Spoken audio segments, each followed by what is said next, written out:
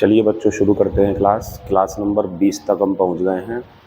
और ये हमेशा ध्यान रखना, किसी भी फील्ड में अगर आपको कामयाब होना है तो आपको अपने कमिटमेंट पे ख़ास ध्यान देना है। कमिटमेंट वो करें जो पूरा कर पाओ, या फिर कमिटमेंट करो मत, क्योंकि कमिटमेंट टूटने का मतलब होता है आपकी वैल्यू समाज में नहीं बन पाएगी। कमिटमेंट पूरे करें और वो कमिटमेंट करें जो पूरे कर सकते हो। सोच समझ के करें, कंसिस्टेंसी बनाए रखें, पंक्चुअलिटी को फॉलो करें, रेगुलर करें चीज़ों को। अगर सफलता ही चाहिए हो, ये नहीं बोलना चाहते कि 1 नंबर से 2 नंबर से 0.25 से 0.5 से रह गया हूँ मैं, ये नहीं बोलना चाहते हो तो इन बातों का ध्यान रखो आप। और देखना फिर आप ज़रूर एक बहुत अच्छी गवर्नमेंट जॉब और बहुत काबिल इंसान की तरह आप जॉब पे जाओगे, आपको कोई टेंशन नहीं होगी। क्लास शुरू करते हैं। मैं लाइट ऑन कर लेता हूँ ज़रा।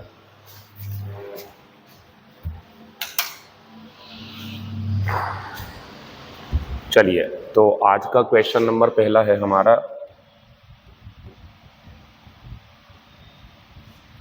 Please vote for the member, कृपया उस मेंबर के लिए वोट करो, has done the most for our village. अब बच्चों ये तो कंफर्म है कि एक सब्जेक्ट इसे चाहिए, क्योंकि हमारी ये एक फाइनाइट वर्ब अधूरी है। और जब हमारी फाइनाइट वर्ब अधूरी होती है तो हमें एक सब्जेक्ट की रिक्वायरमेंट होती है, और उस सब्जेक्ट को पूरा करता है हु। लेकिन अभी बात और देख लेते हैं। अब जो ऑप्शन दिए हुए हैं हमारे, उन्हें देखें अगर, तो बच्चों बिलीव के लिए तो सब्जेक्ट यू हो गया, लेकिन हैज़ के लिए सब्जेक्ट अभी नहीं मिल पा रहा, इसमें ऑब्जेक्ट होता तो ये आंसर नहीं होगा, ये आंसर हो जाएगा। लेकिन ये घटना पास्ट में चली जाएगी, और हमारी जो घटना चल रही है वो प्रेजेंट और इम्पेरेटिव में है, यानी कि फ्यूचर में, इम्पेरेटिव फ्यूचर को दिखाता। डेट लगा देता मैं, अगर मेरे पास यहाँ असली आंसर जो आई चाहिए हु नहीं होता, तो मेरा आंसर कौन सा हो गया बच्चों? कृपया उसे वोट दें जो तुम्हें लगता है कि तुम्हारे गांव के लिए सबसे ज़्यादा काम किया है, जिसने तुम्हारे गांव के लिए सबसे ज़्यादा काम किया है। आंसर लगा देंगे बच्चों चौथा। किसी को प्रॉब्लम इसमें नहीं होनी चाहिए। जो मेरी क्लास में रिलेटिव प्रोनाउन पढ़ चुके हैं वो तो कंफर्म कर चुके हैं। ये क्लोज हमारा पूरा अलग है, इम्पेरेटिव क्लोज है ये, ठीक है ना। और ये हेल्पिंग वर्ब अधूरी है, तो इसे एक सब्जेक्ट चाहिए, तो वो सब्जेक्ट कौन होगा? हु। ये भी हो जाता, लेकिन ये पास्ट में है। मजबूरी होती अगर ये नहीं होता तो मैं इसके बारे में सोचता दूसरे नंबर पे। फिलहाल तो आंसर चौथा है। Example number next.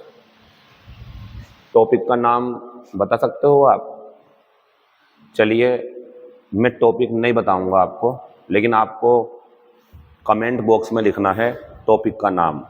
Option noun का क्वेश्चन है ये, नॉन फाइनाइट वर्ब के चैप्टर का क्वेश्चन है ये, वर्ब के चैप्टर का क्वेश्चन है ये, रिलेटिव प्रोनाउन के चैप्टर का क्वेश्चन है ये। 3-4 बातें बताएं मैंने, कौन से कहे आप बताइए, मैं आंसर बताता हूँ आपको।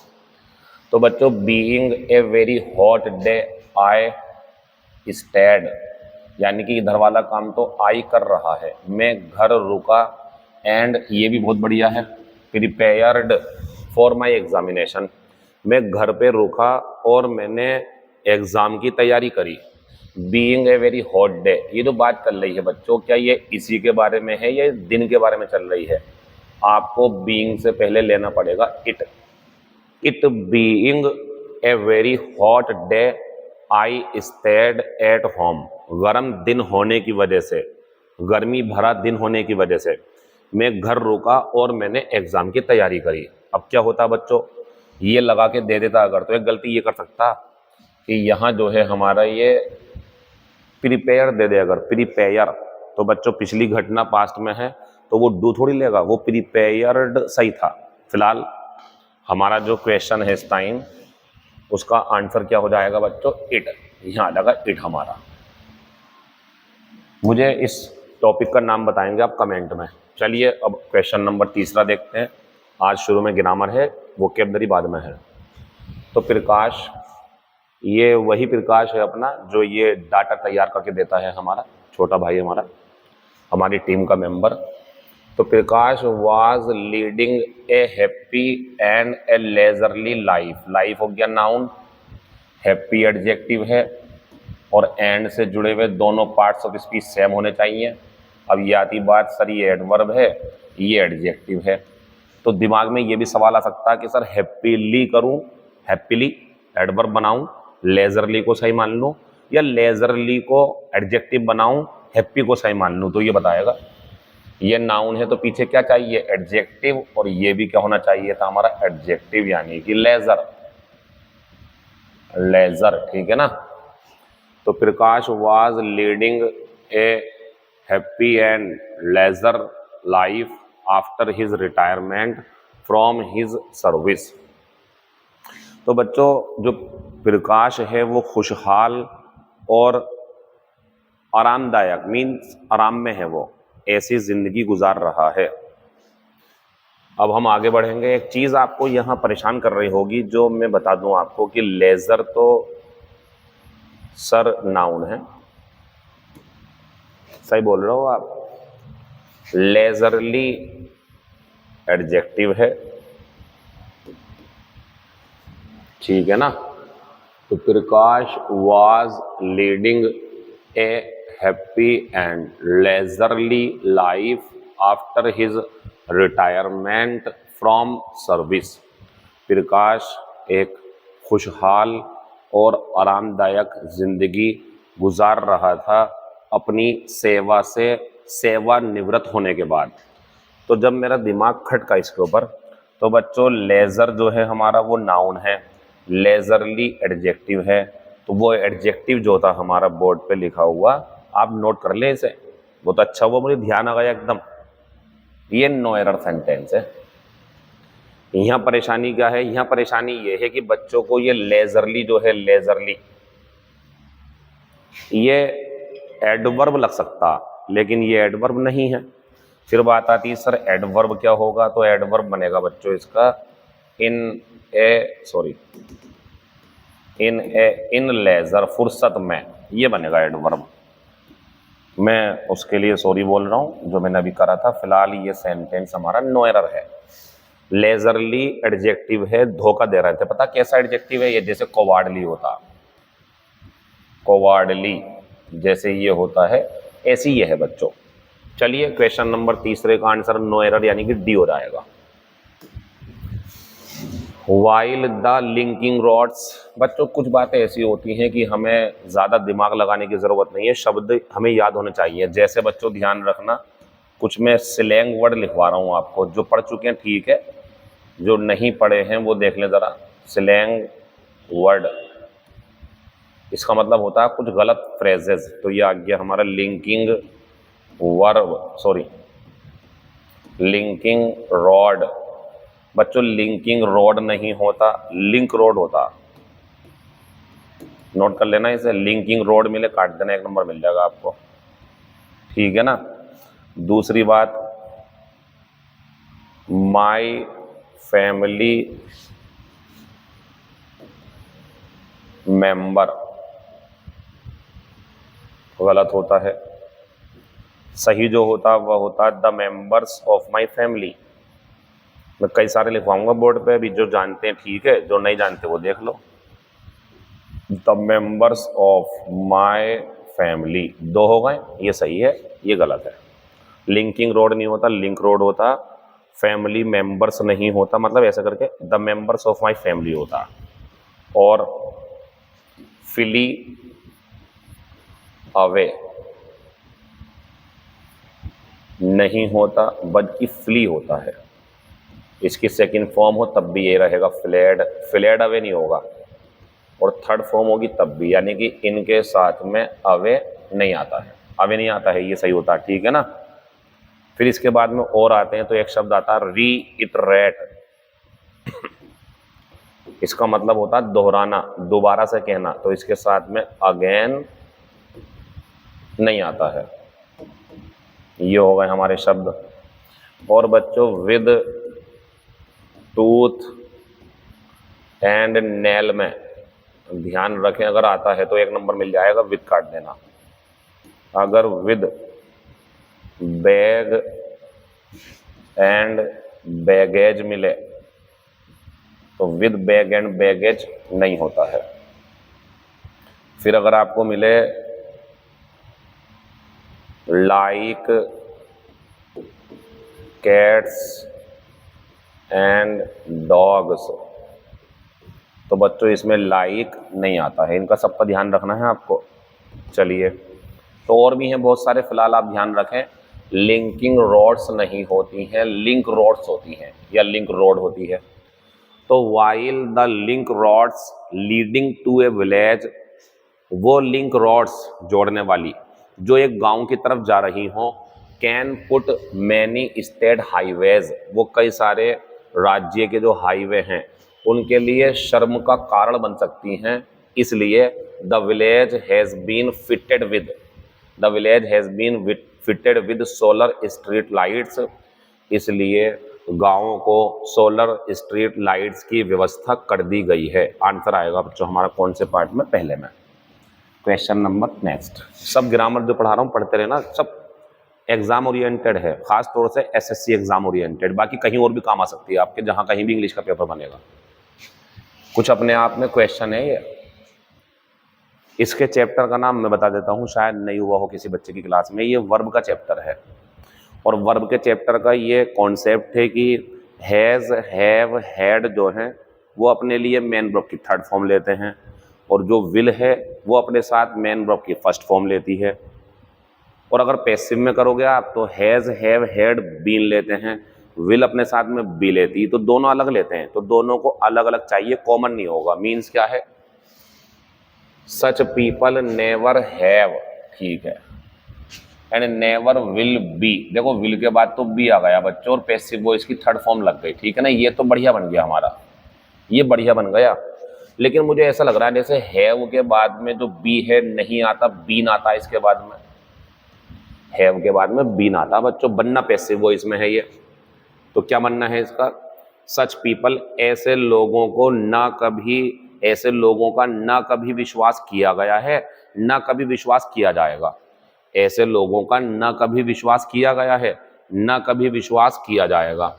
तो बच्चों अगर आप देखें तो नेवर हैव, एक बात तो यह है कि यहाँ अभी भी इन्होंने बी नहीं दिया, और दूसरी बात यह है कि अब बी के बाद में इन्होंने मेन वर्ब की फर्स्ट फॉर्म लगा दी, तो ये तो गलत ही हो गया। अब मैं दूसरे वाले पाऊँ तो वो गलत वैसी है क्योंकि वहाँ पे बीन चाहिए था, और मेरा आंसर बच्चों ये हो गया, never have been trusted, have been third form बढ़िया, एंड नेवर सही है, विल बी ट्रस्टेड। तो कहने का मतलब हमारा ये है आपसे कि जब हैज़, हैव, हैड और मॉडल हुआ करे तो हैज़, हैव, हैड की मेन वर्ब अलग रखा करो और बच्चों मॉडल की मेन वर्ब अलग रखा करो। इसी क्वेश्चन को एक नए नज़रिए से दिखाऊं मैं आपको, इसी क्वेश्चन को एक बार और देखो आप, देखो इसमें गलती पहचान पाओगे क्या आप।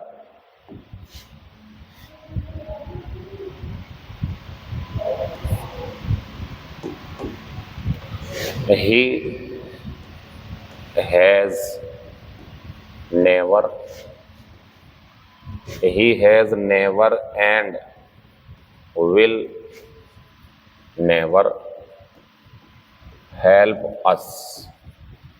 ये सेंटेंस अगर पेपर में आ जाए तो गलती क्या है, तो बच्चों विल के बाद में मेन वर्ब की फर्स्ट फॉर्म, लेकिन क्या हैज़ के बाद में वही फर्स्ट फॉर्म आएगी या थर्ड फॉर्म आएगी, यहाँ लगानी पड़ेगी आपको हेल्प्ड, क्योंकि इसके लिए चाहिए हमें अलग से मेन वर्ब की थर्ड फॉर्म। तो इसका मतलब हो गया ना तो उसने मदद की है हमारी कभी पीछे, ना कभी फ्यूचर में करेगा, दोनों को अलग अलग चाहिए यहाँ पे, तो आपको ये काम करना पड़ेगा। अगर मान लीजिए ऐसे हो जाए, ही कुड नेवर, ना तो वो कभी कर सका, एंड विल नेवर, और ना कभी करेगा, और हेल्प और अस और फुल स्टॉप। तो बच्चों एक बात बताओ, विल के बाद में मेन वर्ब की फर्स्ट फॉर्म बढ़िया है, ये बताओ कुड के बाद में मेन वर्ब की कौन सी फॉर्म आती है, फर्स्ट फॉर्म, नो एरर, क्योंकि ये जो कुड है इसी से काम चला लेगा कि ना तो वो कभी मदद कर पाया और ना वो कभी करेगा। तो जब दोनों सेम हो सकती हैं तो ठीक है, लेकिन जब थर्ड फॉर्म और फर्स्ट फॉर्म का मामला है दोनों को देनी पड़ेगी आपको, ठीक है ना। फिलहाल आंसर हमारा ये नो एरर है, वहाँ हेल्प लगेगा। मैं जा रहा हूँ बच्चों अपने अगले क्वेश्चन पे। मेरा आंसर तीसरा होगा। या ये सब बेकार है, never have had anyone trust them and never will have anyone, सब बेकार की बातें। पांचवे का आंसर तीसरा, ऐसे लोगों का न कभी विश्वास किया गया है और न कभी विश्वास किया जाएगा। बट फॉर किस किसने पढ़ा है, जिसने पढ़ा है वो कर चुका होगा। बट फॉर जिसने करा है वो कर चुका है इसे। तो देखते हैं क्या है, पहले ये देख लो। बट फॉर का फॉर्मूला कुड नॉट हैव, और थर्ड फॉर्म अगला क्लोज हमारा परफेक्ट की मॉडल में होना चाहिए, बढ़िया है बहुत वो। तो मीनिंग हो जाएगा वी कुड नॉट हैव एक्म्प्लिश्ड, का मतलब होता है कंप्लीट, पूरा करना। कंप्लीट होता है फिनिश, टास्क जो दिया गया था उसे पूरा कर लेना। तो ये कह रहे हैं we could not have accomplished our goal in such a small time span, इतने कम समय में हम अपना लक्ष्य पूरा नहीं कर पाते अगर तुमने हमारी मदद ना की होती। अगर तुमने हमारी मदद ना की होती, बिकॉज ऑफ गलत, इसका मतलब बिल्कुल ही अलग हो गया। तुम्हारी समय पर मदद करने की वजह से हम समय पर पूरा नहीं कर पाते, ये तो गलत हो गया। वजह से काम होना चाहिए था, ये कहना है कि काम नहीं कर पाते। But for your timely help देखो ये सॉरी एडजेक्टिव है ये, और यहाँ पे हेल्प बच्चों नाउन है। हेल्प नाउन भी होता, नीड भी नाउन वर्ब दोनों होता, बहुत सारे शब्द हैं ऐसे। तो ये आ जाएगा but for your timely help, अगर तुमने समय पर मदद ना की होती। इसका मीनिंग क्या है बच्चों, अगर तुमने समय पर मदद ना की होती, अगर तुमने समय पर मदद ना की होती तो हम ये काम समय पर पूरा ना कर पाते। इसके बदले में एक आंसर हो सकता इफ, इसके बदले में आंसर ये होगा तो ठीक है, नहीं तो फिर if you had not helped, if you had not helped on time, ये भी आ सकता है इसका आंसर। अगर तुमने समय पर मदद ना की होती तो हम अपना काम पूरा नहीं कर पाते, यही तो है हैड नॉट थर्ड फॉर्म का विकल्प बट फॉर। डिस्पाइट का मतलब होता है के बावजूद, despite your time of helping, तो पढ़ने में अजीब लग रहा है बिल्कुल। But your time for helping कुछ नहीं है बच्चों, बट फॉर होता। आंसर हमारा जो है वो दूसरा हो जाएगा। जिन्होंने बट फॉर पढ़ा वो जानते हैं क्वेश्चन वही लाएंगे जो काम के हैं और उलझन पैदा करें। फालतू सिंपल क्वेश्चन नहीं लाऊंगा मैं इसमें। नेदर का जोड़ा नोर होता है, इधर का जोड़ा और होता है, हैज बीन है तो वहां पे फॉर लगा दो, ये नहीं करेंगे हम इसमें, ये तो कर चुके हैं बच्चे। हम इसमें करेंगे थोड़ा ऊपर लेवल का, ताकि हमारा जो लक्ष्य है वो पूरा हो जाए। वो क्या है, कॉन्फिडेंस भी बढ़ाना है, कंफ्यूजन भी दूर करना है, और बच्चों स्कोर भी बढ़ाना है। द मेंबर्स स्वॉर, बच्चों जब आप किसी चीज की शपथ लेते हो, संविधान की, गीता की, किसी की भी, तो बाई लगाया करो, नोट कर लो इसे, swear by.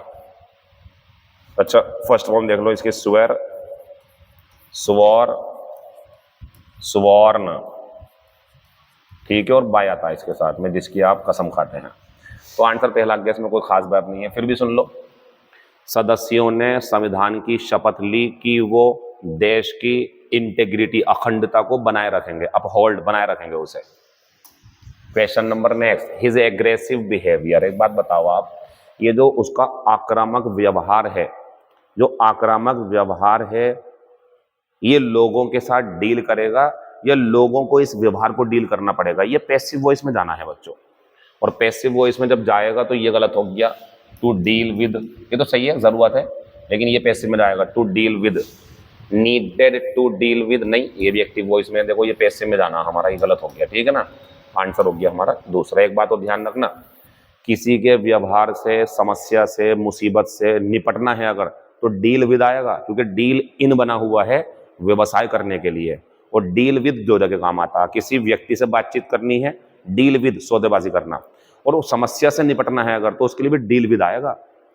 I could not deal with that problem, इन नहीं आएगा, डील विद दैट प्रॉब्लम, तो डील विद समस्या, तो ये भी एक समस्या ही है कि उसका जो आक्रामक व्यवहार है उससे डील विद किए जाने की जरूरत है, उसे हल किए जाने की जरूरत है, उससे निपटना पड़ेगा आपको। तो ये काम इसके ऊपर हो जाएगा, बस ये इसको निपटने की जरूरत है, बाकी कुछ नहीं है इसका अंदर आंसर। ये बेकार की बातें हैं, नीट के बाद आईएनजी नहीं, वो अलग होती हैं, वो चीजें होती हैं जो ये चाहती हैं। आठवें का आंसर दूसरा है। क्वेश्चन नंबर नेक्स्ट, कंसाइसनेस, कंसाइस को पकड़ लो ना आप, एडजेक्टिव ये नाउन है। चलो, संक्षिप्तता होती है ये, संक्षिप्त होता है वो कंसाइज, तो ये संक्षिप्तता हो गया। तो क्या बनेगा इसके लिए सिनोनियम? देखो, ब्रीफ ये हो गया कंसाइज का, तो ब्रीफनेस। सक्सिंक्ट ये हो गया संक्षिप्त, तो ये हो जाएगा सक्सिंक्टनेस, सक्सिंक्टनेस, ठीक है ना।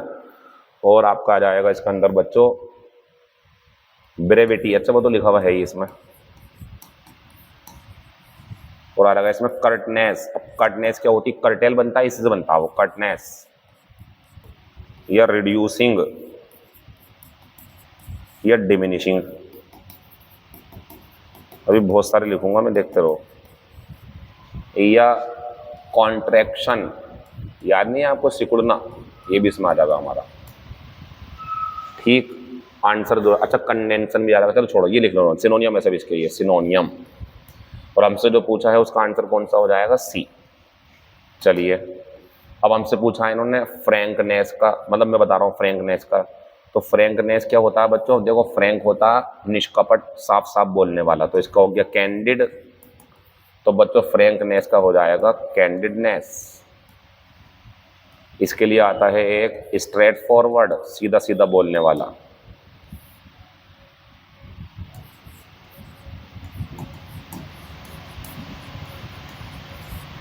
तो बच्चों स्ट्रेट फॉरवर्ड हो गया इसके लिए, तो स्ट्रेट फॉरवर्डनेस आ जाएगा इसके लिए, ठीक है ना। और भी बन जाएंगे, फिलहाल आंसर हमारा ये हो जाएगा। करेक्टनेस होती है सही चीज़ों का सही होना। और रिफाइंस का मतलब होता है, रिफाइन नहीं बोलते, रिफाइंड ऑयल, पारशीकृत करना। इसकी जरूरत नहीं है, मैं आंसर लगाऊंगा तीसरा। ट्वेन ये होता है बच्चों दो, या दो हिस्से, दो की फीलिंग है इसमें। अगर आप चाहें तो इन ट्वेन को पकड़ लो आप, ये काम आ जाएगी, आपके प्रीपोजिशन भी लगती है इसमें। इन ट्वेन, दो हिस्सों में। He cut the piece in twain, उसने टुकड़े को दो हिस्सों में काट दिया। इन ट्वेन, दो हिस्सों में, तो आंसर कपल लगा दो इसका सिनोनियम। अच्छा, इसकी बात करें डिस्कार्डेड, तो ये होता है फेंका हुआ, तिरस्कार किया हुआ। तो इसके लिए सिनोनियम बन जाएगा बच्चों डिस्पोज्ड ऑफ। ये इसके लिए बन जाएगा हमारा थ्रोन अवे, जिसे फेंक दिया गया हो। और मैं अगर ये कह दूं तो मैं गलत नहीं हूं। जेटिसन, जानते हो जेटिसन क्या होता? जेटिसन वर्ब की फर्स्ट फॉर्म है, ये सेकंड फॉर्म लिखी हुई।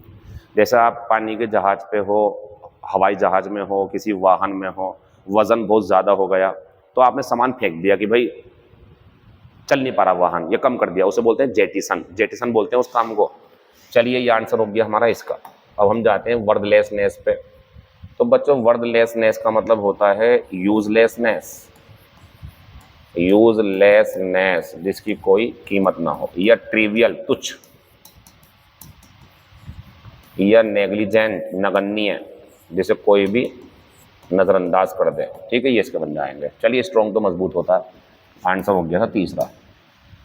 ऑब्ट्यूज, ये शायद पहले भी आ चुका, लेकिन कोई बात नहीं, जो अच्छा शब्द मैं ले आता हूं, तो ये होता है बच्चों बेकार, या कह सकते हैं इसे आप डल। सिनोनियम बन जाएगा इसका सिलोविटेड।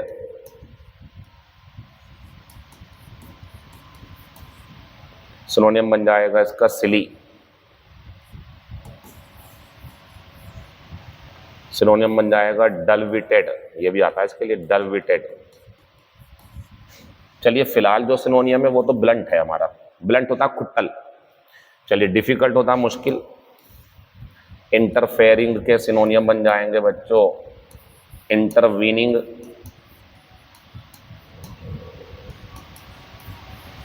और इसका बन जाएगा बच्चों मेडलसम। याद है आपको मेडलसम? मेडल, हस्तक्षेप करना। इसके लिए बन जाएगा आपका इंटरफेयर का हो गया। और भी बन जाएंगे, जैसे बना सकते हैं आप, मतलब कि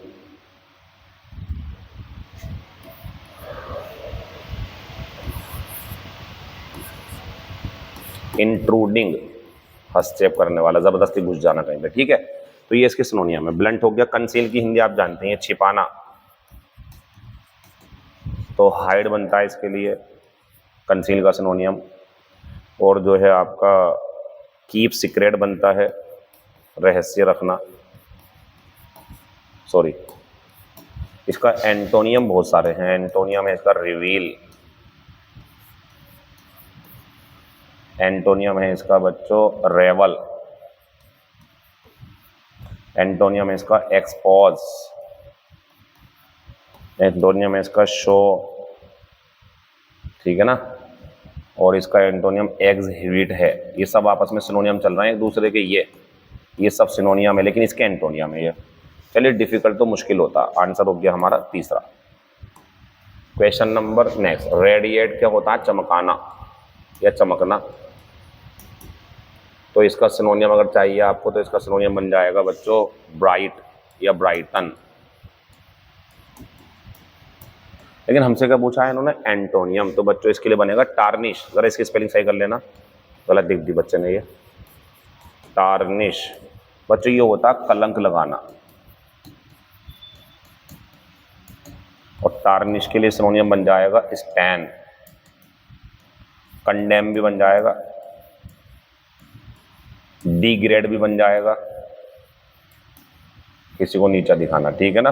तो टार्निश का मतलब होता है बच्चों किसी पे कलंक लगाना। एक सिनोनियम आप भी लिख देना इसका कमेंट में। एब्जॉर्ब का मतलब होता है सोखना, सोख लेना चीज़ों को। तो एब्जॉर्ब का जो सिनोनियम है हमारा वो बन जाएगा बच्चों सॉक। या हमारा इसका एक सिनोनियम है, एक सिनोनियम और बन जाएगा इसका, जिसे बोलते हैं हम ऑक्यूपाई। अंदर रख लेना, अपने चीज़ों को एब्जॉर्ब कर लेना, ठीक है ना। और भी बहुत सारे बन जाएंगे। इसका एंटोनियम बताऊं आपको? एंटोनियम बहुत बढ़िया है इसका, एमिट। और एमिट के लिए एक ईडियम होती है गिव ऑफ, उत्सर्जित करना, ठीक है ना। ये एंटोनियम है इसके। चलिए आते हैं ज़रा बच्चों अप्रोच पे। ये होता है दृष्टिकोण। दो मीनिंग होते हैं इसके, एक तो यहाँ देखना, इसके सिनोनियम दिखाऊंगा आपको मैं। एक होती है पहुँच, कहीं पर पहुँच, तो इसका इधर सिनोनियम जो होगा वो बनेगा एक्सेस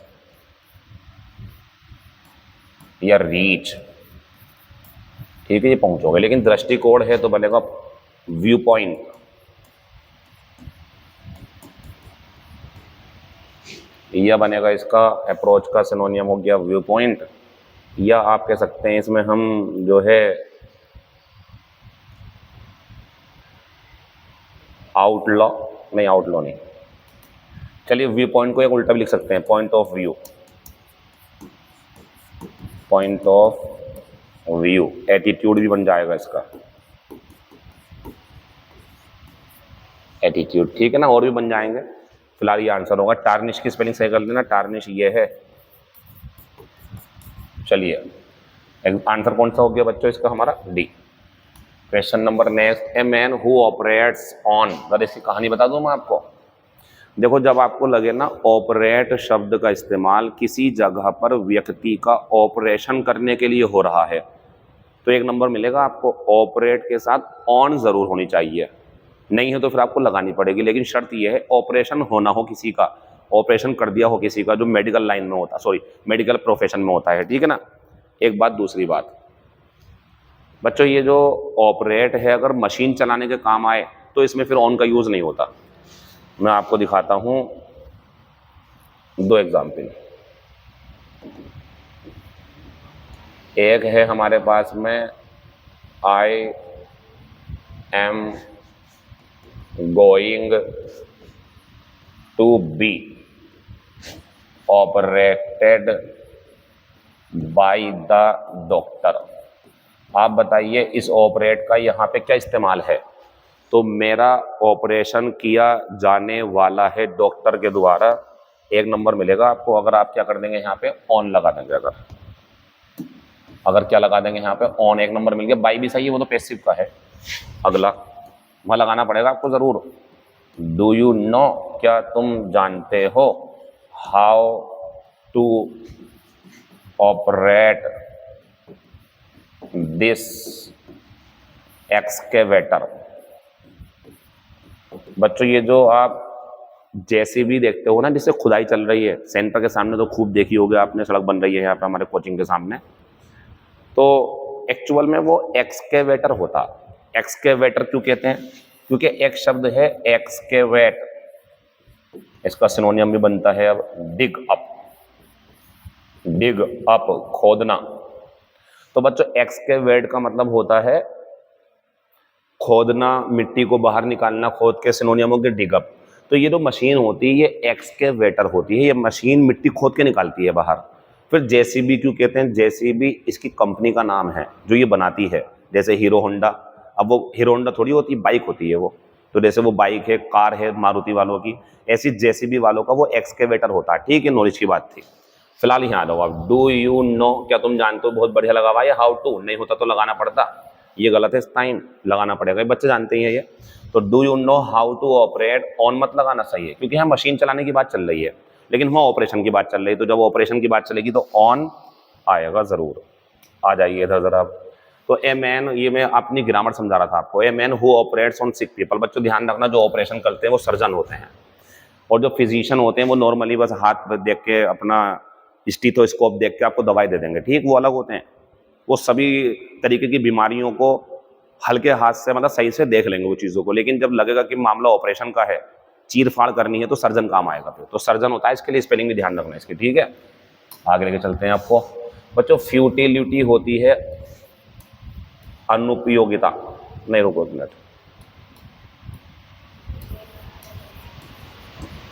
उपयोग में नहीं,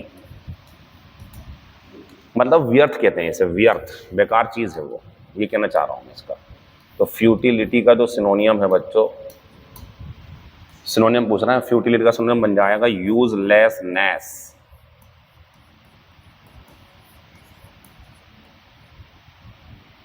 यूजलेसनेस, एक मिनट रुकिए,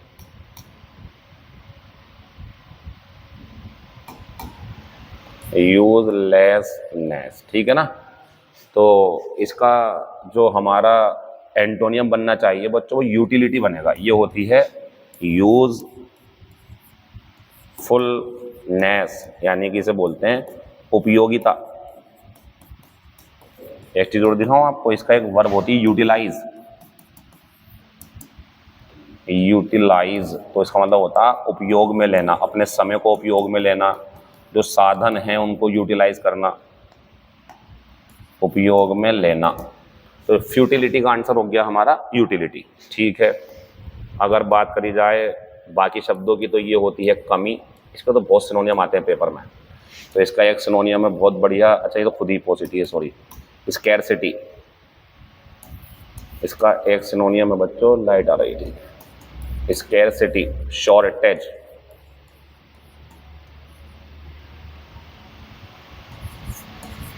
स्कैंट, स्पेर्सनेस। स्पेर्सनेस होता है थोड़ा कम, मतलब विरल, थोड़ा थोड़ा सा। जैसे मान लो एक खेत है, उसमें थोड़े से गन्ना यहाँ लग रहा है, थोड़ा सा यहाँ यहाँ यहाँ, बस 4-5 गन्ने हैं, ज़्यादा नहीं है, तो ये स्पेर्स है। और अगर यहीं पे ज़्यादा हो जाता है ना, यहाँ पे सब में भरे हुए, तो डेंस होता है, फिर डेंस। बताऊँ आपको, ये पोसिटी का एंटोनियम है डेंसिटी। कहते हैं डेंसिटी बहुत ज़्यादा, घनत्व बहुत ज़्यादा है वहाँ पे, लोग बहुत ज़्यादा, तो डेंसिटी एंटोनियम है इसका। फिलहाल और बताऊंगा एंटोनियम, ये देख लो आप, ये सिनोनियम होगा इसके। अब एंटोनियम की बात चल रही तो देख लो, एक एंटोनियम तो बहुत बढ़िया है इसका, एबंडेंस। एक और देख लो एंटोनियम चल रहा है सारे ये, प्लेथोरा, अधिकता, ठीक है ना। चलिए ये होगा हमारे। अच्छा डिग्निटी की अगर बात करें, तो डिग्निटी तो बच्चों हमारा जो है ये सम्मान होता है। डिग्निटी के लिए बन जाएगा रेस्पेक्ट, रेवरेंस और डिफरेंस। डिफरेंस ये वाला है, अंतर नहीं है, ये सम्मान है, ठीक है। तो ये डिग्निटी बन जाती है, ठीक है ना। Reverence, respect, difference. फिलहाल इंपोर्टेंस तो महत्व होता है, आंसर हो गया हमारा C. Question number 15, he was very polite. बच्चों पोलाइट हो, काइंड हो, नाइस हो, गुड हो, समझ लेना सर, कॉन्सेप्ट बढ़िया आ रहा है कॉन्सेप्ट। तो he was very polite, kind, nice, humble हो, हम्बल। तो आप ध्यान रखें, जब कोई व्यक्ति किसी दूसरे व्यक्ति के लिए, व्यक्ति होना चाहिए, बाकी के लिए नहीं कह रहा, व्यक्ति के लिए, जब एक व्यक्ति दूसरे के लिए विनम्र हो, पोलाइट, दयालु हो, अच्छा हो, गुड हो या विनम्र हो, तो टू आती है इसके लिए बच्चों, नोट कर लेना, इसे आपके काम आ जाएगी ये। तो he was very polite to me, वो मेरे लिए बहुत ज़्यादा दयालु था, मुझे बहुत ज़्यादा वो दयालुता दिखाता था, ये लगा देंगे, ठीक है ना। Polite to me, good to me, good to सबके लिए टू आएगा, कभी बाद में कोई एक के लिए बताया गया बस, लेकिन शर्त ये है कि किसके लिए, व्यक्ति के लिए। क्वेश्चन नंबर नेक्स्ट, एक मिनट रुक जाइए बस आप।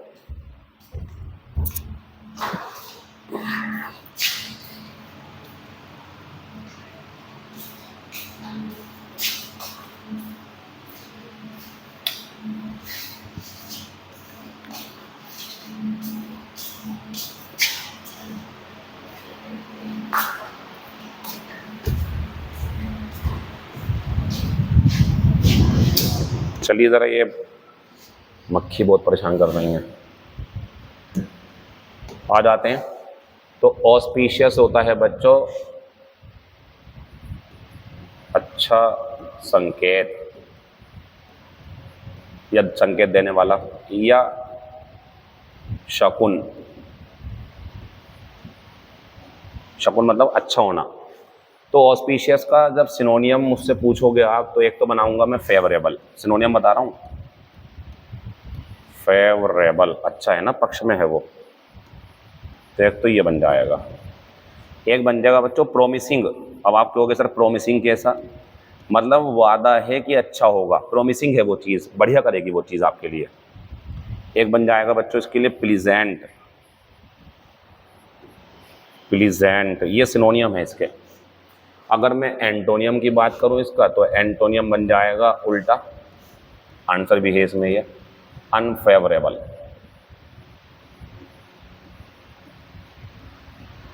या डेट्रीमेंटल हानिकारक, ये अच्छा होता है, ये सब निगेटिव चल रहा है इधर।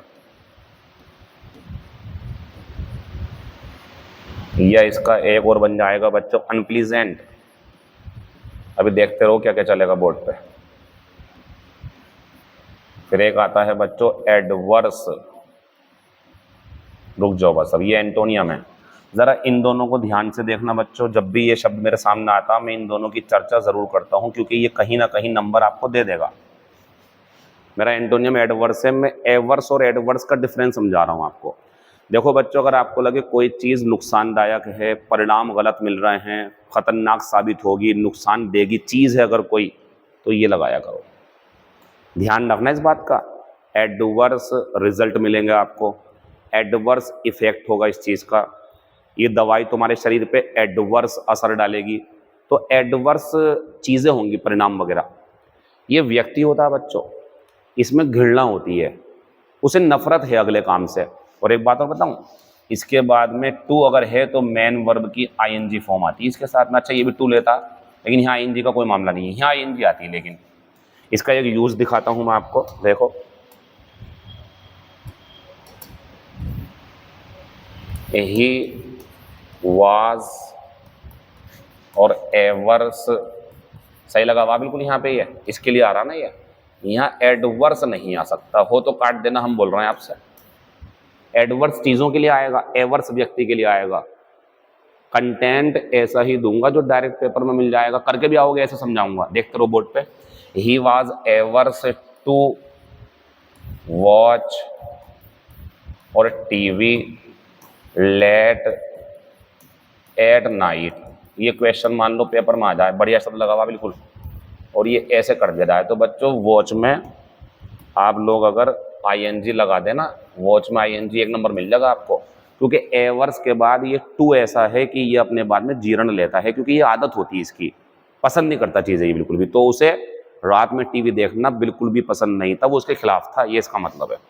तो बच्चों क्या कह रहे हैं अजीम सर आपसे, ये कह रहे हैं ये सब तो एंटोनियम है, लेकिन एडवर्स और एवर्स में एक बड़ा डिफरेंस ये है, ये चीज़ों के लिए बताता बुरी हैं, ये व्यक्ति के लिए बताता है कि उसे नफरत है किसी चीज़ से। चलिए मेरा जो आंसर है ऑस्पिशियस का वो सी हो जाएगा, बाकी मैं किसी में टाइम नहीं दूंगा इतना।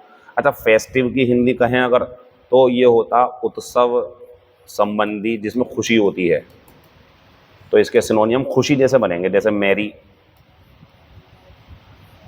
जैसे चीयरफुल, ये आएंगे सब इसमें खुशी जैसे। ठीक है चलो इसकी ज़रूरत नहीं है इतनी आंसर, लेकिन ध्यान रखना ज़रा इसका भी आंसर लगा देंगे हम इसका तीसरा। Question number 17, an Australian women, एक ऑस्ट्रेलिया की महिला has discovered a way to boost the seed, seed होते हैं बच्चों बीज, यील्ड होती है प्रोड्यूस, उत्पादन, जानते हो आप ये बात? यील्ड का मतलब, सॉरी, यील्ड का मतलब उत्पादन होता, प्रोड्यूस, ध्यान रखना इसका, प्रोड्यूस करना, पैदावार करना, यील्ड।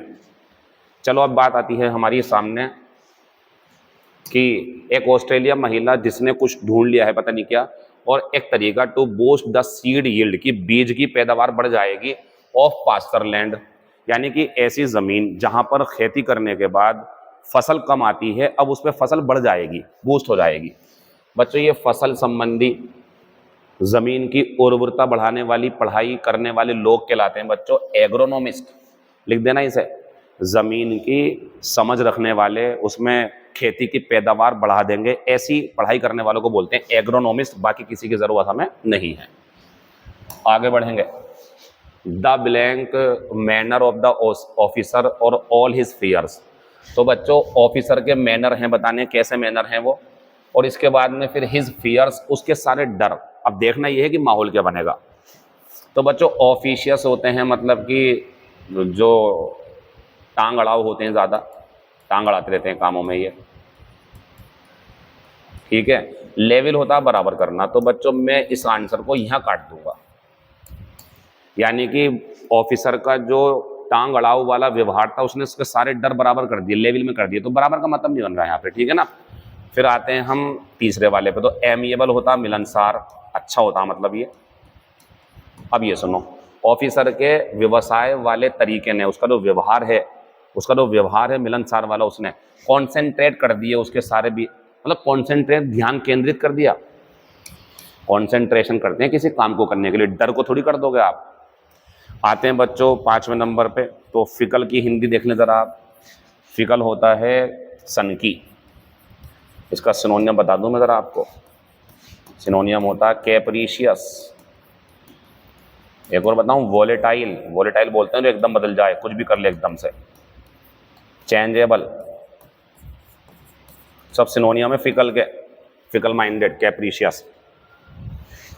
अब आती है रिड्यूस, तो बच्चों एक बात बताओ, जो ऑफिसर है अगर वो सनकी हुआ तो किसी के डर कम हो जाएंगे, डर बढ़ जाएगा उसका। जब आप कहीं पे ज्वाइनिंग करने जाते हैं तो आपके दिल में डर रहता है कि यार हमारा बॉस कैसा होगा, कैसा हमारे साथ व्यवहार करेगा, तो बड़ी परेशानी रहती है। तो बच्चों वो डर दो हैं, वो तो अगर वो बॉस सनकी हुआ तो बढ़ेगा ना, यहाँ कह रहा है कम हो गया, नहीं आएगा। अब यहाँ जीनियल होता वही मिलनसार, जैसे ऊपर था। डिस्पेल, डिस्पेल वर्ब है यहाँ पे फर्स्ट होंगे, दूर करना, भगाना, कम कर देना, एक ही है। ये होता घमंडी, इसके सिनोनियम भी आपको पता होने चाहिए। कंसीटेड,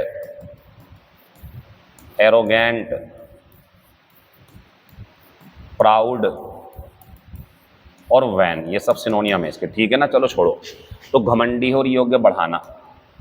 अब बच्चों हमारे ये और ये दोनों तैयार हैं आने को, दोनों तैयार एकदम, क्योंकि ये भी बन सकता कि भाई ऑफिसर के जो घमंडी व्यवहार था उसने उसके सारे डर को बढ़ा दिया। अब एक चीज़ मैं आपको बताता हूं कि कैसे मैं आंसर लेने में समर्थ हूं, क्योंकि दोनों आंसर आने को तैयार है, ये भी तैयार है कि ऑफिसर का जो अच्छा व्यवहार था मिलनसार, उसने उसके सारे डर दूर कर दिए। देखो कैसा आंसर पकड़ते हैं, इसे पकड़ लो आप बच्चों, यहां है उसके सारे डर। तो एक बात बताओ, ये तो चल सकता है डर बढ़ा दिया, मुसीबतें बढ़ा दी, लेकिन उसके सारे डर दूर कर दिए, मतलब फ्लो होता अंग्रेजी का ये, उसके सारे डर दूर कर दिए। मैं आंसर यहां चौथा लूंगा, मैं पहले वाले आंसर पे नहीं जा पाऊंगा। आंसर कौन सा हो जाएगा? चौथा। तो the genial manner of the officer, officer के मिलनसार व्यवहार ने उसके सारे डर दूर कर दिए, अब वो टेंशन फ्री हो गया। आंसर चौथा है। Question number 19, Pakistan can not claim to have any decisive victory over India in the battle field but it has not, और आंसर बन गया हमारा बच्चों कौन सा? SRQP, आंसर हो जाएगा दूसरा। इसमें टाइम नहीं दूंगा मैं, पीछे काफी टाइम दे दिया मैंने। It was an impulsive decision, ये एकदम से लिया गया डिसीजन था, ये एकदम से लिया गया डिसीजन था। डिसीजन क्या था? ये आएगा पहले ये।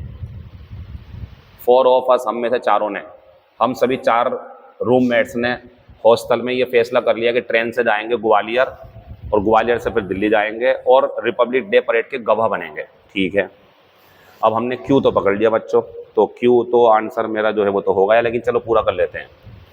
There was a large crowd in the station, station पर बहुत ज़्यादा भीड़ थी, लंबी लाइनें लगी हुई थी, क्यू लंबी लाइन लगी हुई थी टिकट विंडो के सामने। फिर आएगा बच्चों आर, अशोक ने बहाना करा प्रिटेंडेड बीमारी का और एक व्यक्ति के पास जा गया जो विंडो के बिल्कुल पास में था 4 टिकट खरीदने के लिए, एक अपने और 3 बहनों के। ये धोखा दिया, मतलब उसने नाटक करा उसने इस तरीके का। ठीक है, तो फिर ये आएगा हमारा buying tickets therefore was no problem, ticket खरीदना तो फिर हमारे लिए कोई समस्या नहीं रही, आंसर दूसरा है। फिर आएंगे the teacher said to the boys can you sit, तो कैन को पकड़ो कुड में, कैन को पकड़ो कुड में गलत कर दो इसे, क्योंकि बाहर की घटना पास्ट में तो ये नहीं आएगा। ठीक है ना, ये हटाओ क्योंकि इसमें कहीं भी प्लीज़ नहीं आया, जब प्लीज़ नहीं आया तो उससे बचो आप, और वो भी नहीं है डू योर वर्क, देख लो इसमें। अब बचा ये और ये, तो टोल्ड नहीं आएगा, आंसर हो गया चौथा, चेक कर लेना, यही निकलेगा आंसर जा करके।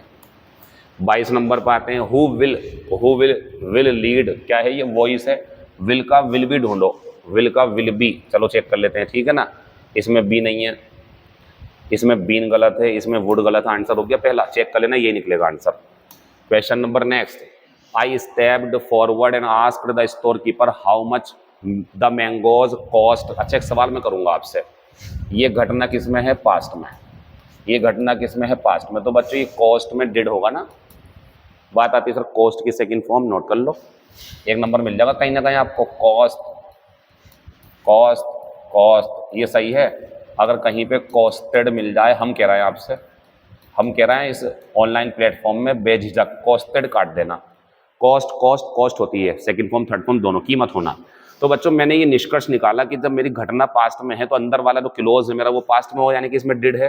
अब मैं पीछे को जाऊंगा तो मुझे चाहिए डू डज, गलत है बिल्कुल।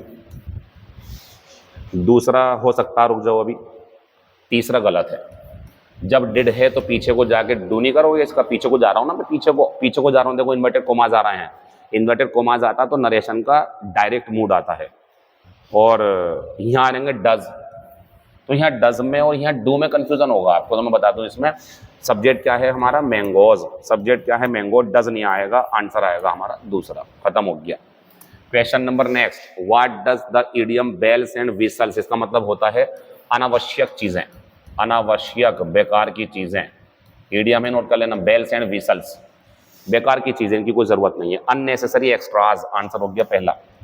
आप सोच रहे हैं इतनी जल्दी क्यों कर रहा हूं, इसमें क्या करना है, जो टाइम देने की चीज थी वो दे दी गई है, इसे नोट कर लो आप बस, अनावश्यक चीजें। बच्चों ट्रिक्स ऑफ द ट्रेड का मतलब होता है स्पेशल स्किल्स और नॉलेज। आपको लगेगा सर यहाँ चाल है, लेकिन इसका नियम यही है, ट्रिक्स ऑफ द ट्रेड, किसी व्यापार की चालबाजी, मतलब अच्छी स्किल और खास नॉलेज, आंसर लगा देंगे तीसरा, तो इसका मतलब हो गया कुछ खास तरीके की नॉलेज होना। Thank you, all the best, see you tomorrow.